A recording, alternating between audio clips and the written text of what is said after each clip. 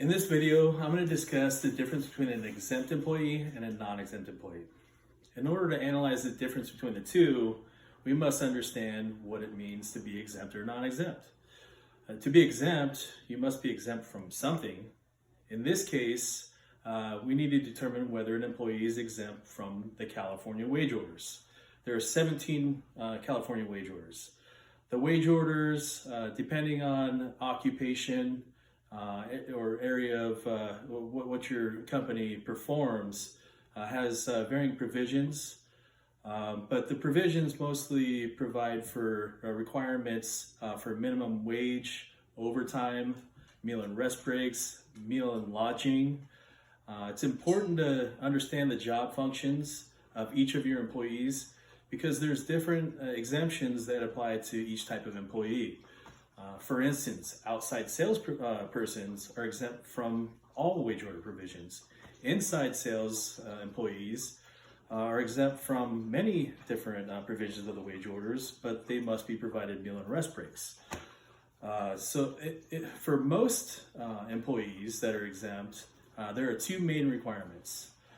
First, there's a minimum salary threshold. Number two, they must be performing mostly exempt job functions. Now, in prior video, I've discussed exempt job functions and exemptions, so I'm not going to talk about that here. As for the minimum salary threshold, that depends on your local area. Your local area may have an ordinance that provides for an increased salary threshold for certain employees, but if not, it's going to be according to the state minimum wage.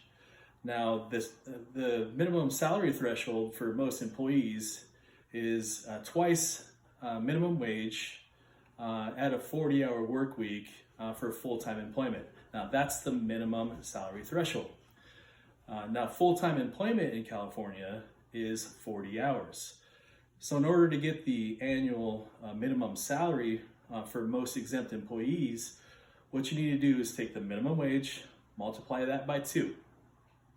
That's twice minimum wage. Then what you need to do is multiply that figure by 40 because there's 40 hours in a week. Now there's 52 weeks in a year, so you need to take that weekly minimum salary threshold and multiply that by 52 in order to get the minimum salary threshold for the year. In order to get the monthly minimum salary threshold, you need to take that yearly minimum salary threshold and divide that by 12. As for non-exempt employees, they are not exempt from the wage orders. This means that the provisions of the wage orders apply to them. As such, they must be paid at least minimum wage, overtime, that's daily and weekly overtime. They must be provided meal and rest breaks, and an employer must accurately record the non-exempt employee's time. This means that the employee or the employer should have records of the beginning of the workday, the meal period, so the employee must record their time when they left for a meal period and when they come back from the meal period, and also at the end of the day. Thank you. Please subscribe. Have a great day.